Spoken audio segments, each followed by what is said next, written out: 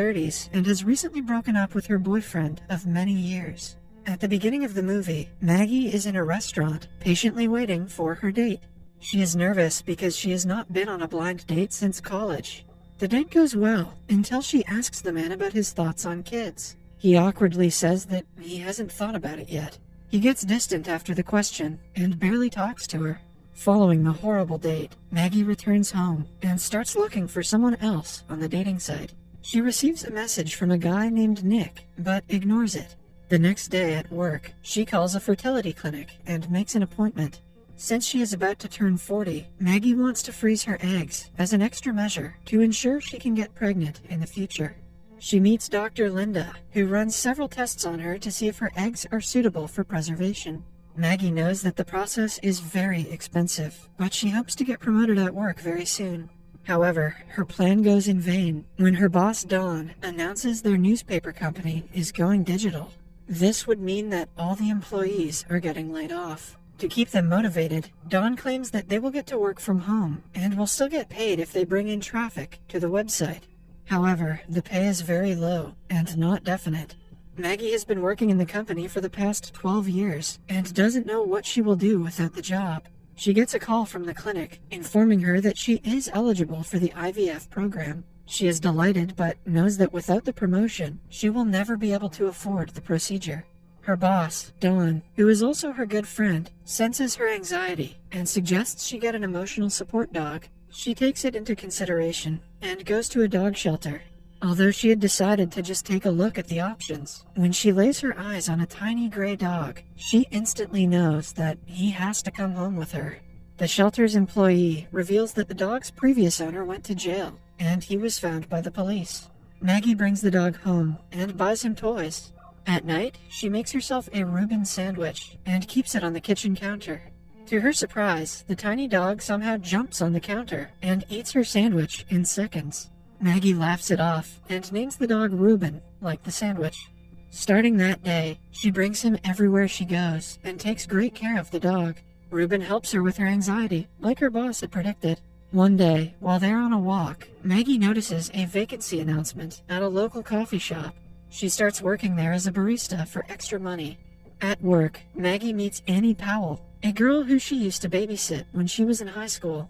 Seeing that Annie is already engaged and has a huge social media following makes her feel worse about her life than she already did.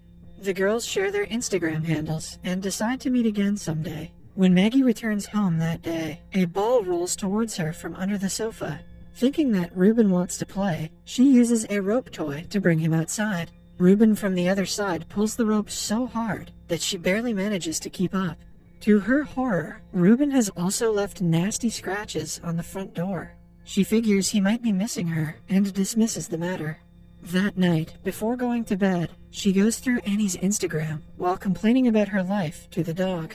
She texts back a guy named Nick from the dating app and arranges a date with him. The following evening, she and Reuben go to Nick's mansion. At first, Maggie is impressed by the size of his house, but she soon finds out that it doesn't belong to him. Nick starts getting closer to her, making her uncomfortable.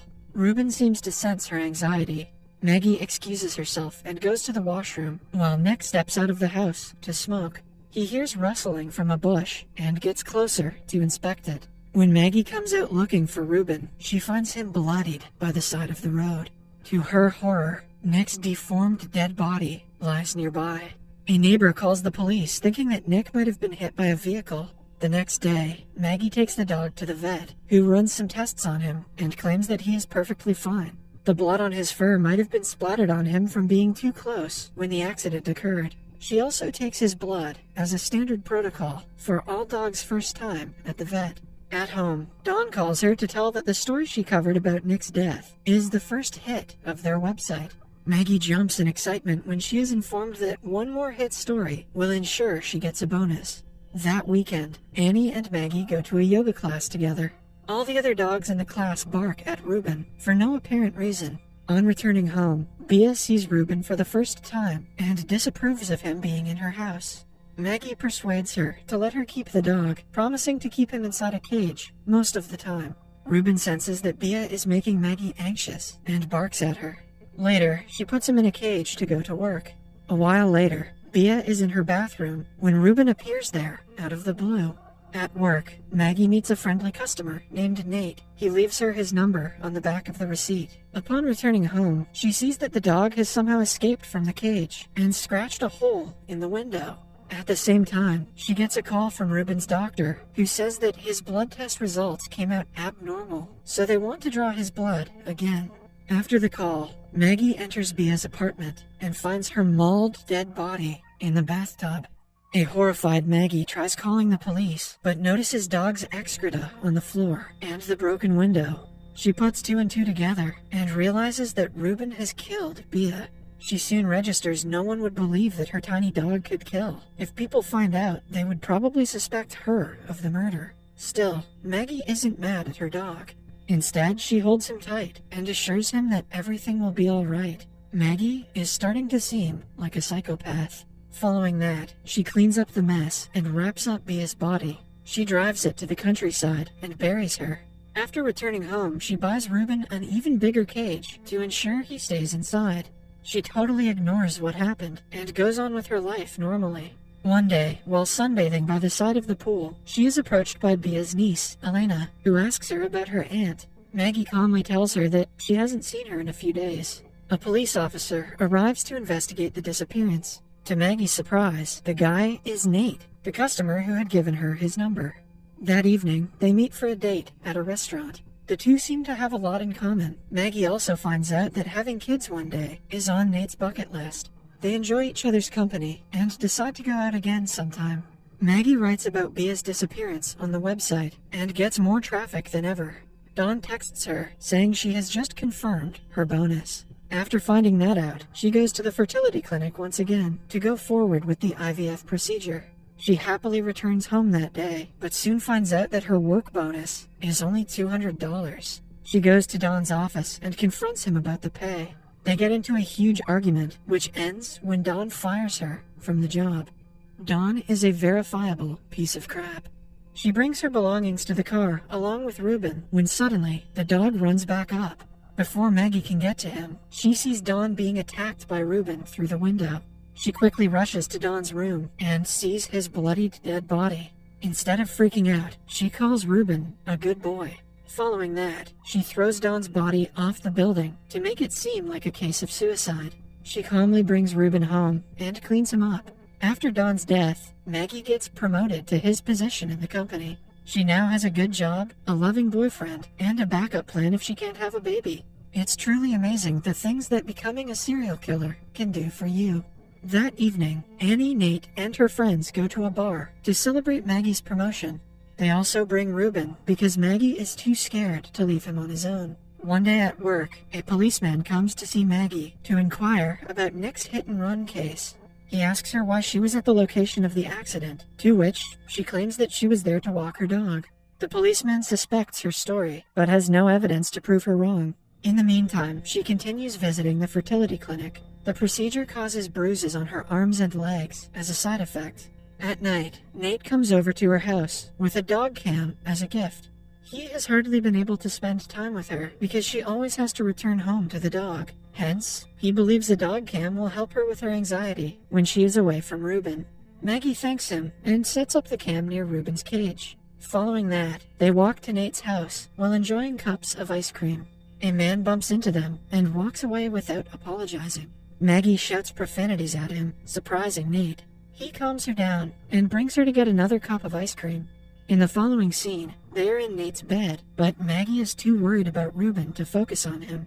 She checks on him through the camera, but is still unsatisfied. On returning home the next morning, she sees some policemen arresting Elena, who had been living in Bea's apartment. They believe that she is involved in her aunt's disappearance. Maggie quickly gets inside her apartment to see Ruben has trashed it completely. Later, she and Nate are hanging out by the pool, talking about Bea's case. Nate is unsettled by Maggie's intrusiveness about the case. He asks her regarding the bruises on her hands, suspecting that she is doing drugs. Maggie tells him about the IVF procedure. She has the final egg removal the following day, so Nate offers to drive her to the clinic. During the process, Maggie is given anesthetic drugs that make her hallucinate.